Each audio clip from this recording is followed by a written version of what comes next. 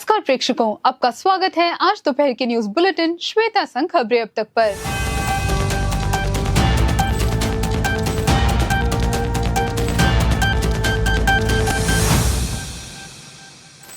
आशा कार्यकर्ताओं की हड़ताल 37वें दिन में प्रवेश कर गई। गुरुवार से भूख हड़ताल शुरू होगी। आशा कार्यकर्ताओं ने 20 मार्च से सचिवालय के सामने भूख हड़ताल करने का फैसला किया है। आज हड़ताल का 37वां दिन है।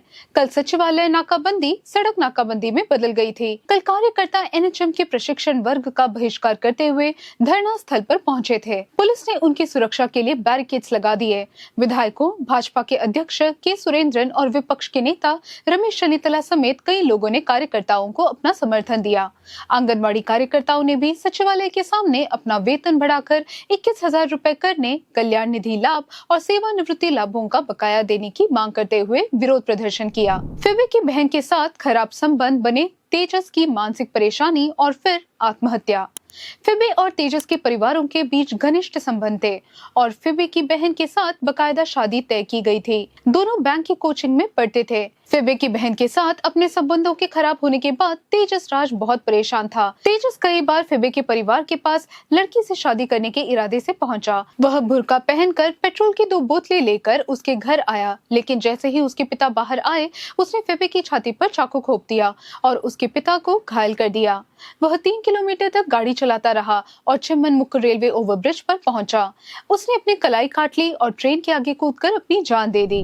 केरल के पपनेश्वरी में 4 महीने का बच्चा कुएं में मृत मिला। पुलिस ने जांच शुरू की। केरल के पपनेश्वरी में एक कुएं में 4 महीने की बच्ची याशिका मृत पाई गई। वह तमिलनाडु के एक दंपति अकमल और मुत्तु की बेटी थी। दोनों मजदूरी कर किराए के क्वार्टर्स में रहते थे। उन्होंने दावा किया कि बच्ची कल रात उनके साथ सोई थी। जैसे ही बच्ची गायब हुई, दंपति ने पुलिस को सूचना दी कि बच्ची क्वार्टर के पास एक कुएं में मिली है। पुलिस ने इस रहस्यमय मामले की विस्तृत जांच शुरू कर दी है। बच्ची के शव को पोस्टमार्टम के लिए कन्नूर जिला अस्पताल में ले जाया गया। वेंचर मोड़ के आरोपी अफान के पिता अब्दुल रहीम को मकान देने की घोषणा की गई। SKN 40 वेंचर मोड़ में आयोजित सुबह के शो के दौरान मुख्य संपादक आर श्रीकंडन नायर ने अफान के पिता अब्दुल रहीम को एक घर देने की घोषणा की। रहीम ने नशीली दवाओं के दुरुपयोग और हिंसा के खिलाफ केरल यात्रा में भाग लिया। अफान के पिता और उसकी मां वर्तमान में केरल के वेंजारमूड में स्नेहास्पर्शम आश्रय केंद्र में उपचार करवा रहे हैं। नए घर का निर्माण जल्द ही शुरू होगा। अफान के पिता ने दावा किया कि उनके पुराने घर की यादें उन्हें सताती रहेंगी। उन्होंने जोर देकर कहा कि बच्चों के साथ परिस्थिति जन्य दूरियां केवल उसी तरह से संकट का कारण बनेंगी जिस तरह से उनके साथ हुआ था जब वे एक नए जीवन की तलाश में गल्फ पोर्ट गए थे। ड्रैगन कैप्सूल्स के दरवाजे बंद होते ही सुनीता विलियम्स और बच विलमोर का प्रवेश, जल्द ही वापसी। 9 महीने से ज्यादा इंतजार के बाद क्रू 9 के 4 सदस्य सुनीता विलियम्स, बच विलमोर, निक हेग और अलेक्जेंडर गोर्बनोव अपना मिशन पूरा करने के बाद धरती पर लौटने के लिए ड्रैगन फ्रीडम स्पेसक्राफ्ट में सवार हुए। क्रू 10 इंटरनेशनल स्पेस स्टेशन पर पहुंच गए। स्पेसक्राफ्ट सुबह 10:30 बजे इंटरनेशनल स्पेस स्टेशन से अनडॉक हो चुका था। स्पेसक्राफ्ट में कुछ तकनीकी समस्याओं के कारण स्टेशन पर उनका प्रवास 8 दिनों से बढ़कर 9 महीने से ज्यादा हो गया।